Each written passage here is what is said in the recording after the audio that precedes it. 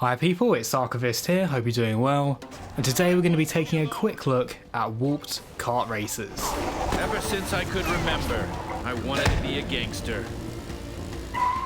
So Warped Kart Racers is a recent Apple Arcade release which combines 4 adult cartoon IPs, those being King of the Hill, American Dad, Family Guy and even Solar Opposites, into what is a pretty typical kart racer. If you've played Mario Kart before, you've more or less got the general gist of how this game works. In fact, a high level summary I can give you of Warped Kart Racers is Mario Kart but stripped down and simplified in some respects. There are 2 main styles of play within Warped Kart Racers, and the first one I think is the main draw. It's the typical races. Here you want to win by any means necessary, using the plethora of items to throw your opponents off balance and sometimes give yourself a boost.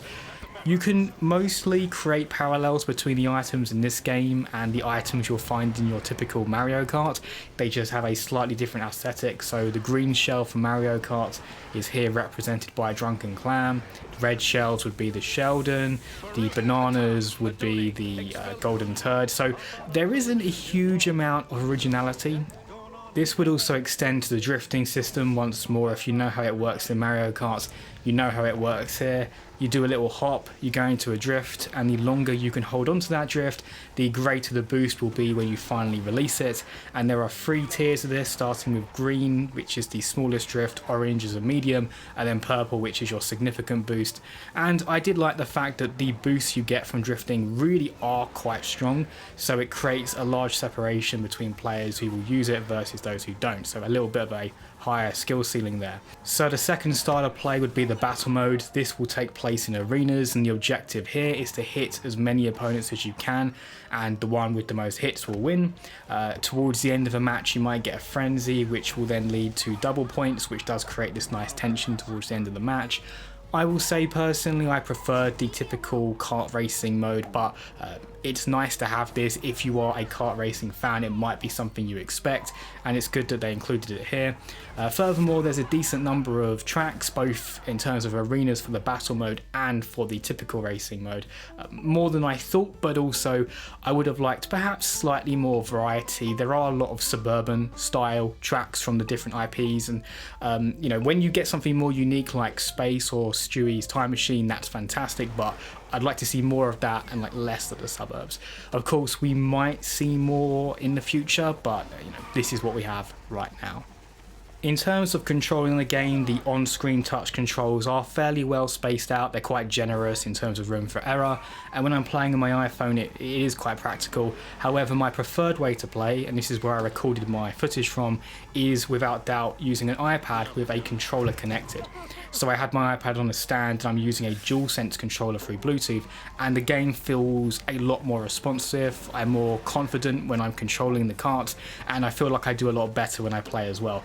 It is, if you want to really invest yourself into the game, I think the premier way of doing it. The touch controls are fine and they're good if you're out and about and just want to play the game with minimal setup, but yeah, if you want to get into the game, controller is the way to go.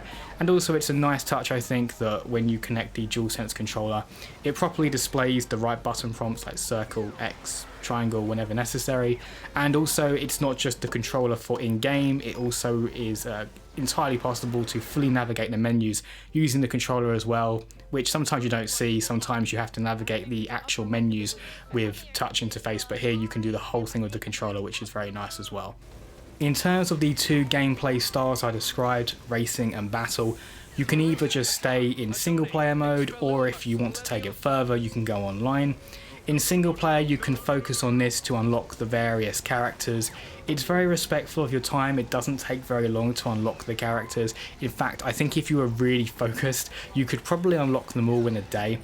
There's also the ability to get XP for characters, which will give you more customization for your karts, like different gliders, different kart itself, wheels, and also there are alternative costumes for the characters themselves. There's also the online mode, which mechanically when you're playing is pretty much just the same thing as the single player experience. It's good to have it because I think it creates a natural degree of replayability. It's always fun to play against different players with different strategies, although because the game is quite basic, there's only so much variation you're going to see in the strategies. And furthermore, the way the game seems to work is it will put you into a searching system which does not take very long, and if you've just found, let's say, one other player to play with, it will just throw you into a match with you, that one other player, and the rest of the carts are filled out with bots. And in an extreme situation, it seems that if you find no other players at all, it will just start the multiplayer game, but just with you and bots, which kind of defeats the purpose. I think it should wait at least for one other player, because if you're just going to go against a bunch of bots, then you might as well be in the single player game.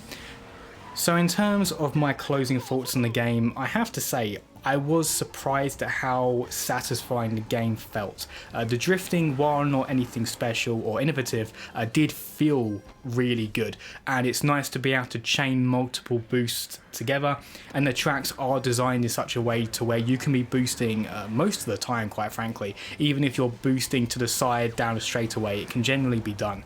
The only thing is, even though this is a mobile game, I do feel like it was a bit of a missed opportunity. It's such a cool idea to have these different IPs in this single kart racer, and if they had a story mode, they could have potentially been interacting in a way other than sort of asynchronously interacting by throwing out catchphrases during the race, but I would have preferred if they were actually talking to each other just in these small introductory scenes, just to again make better use of the premise. Didn't have to be in free play or online, but it would have been nice to have in some of these single player bits, I think.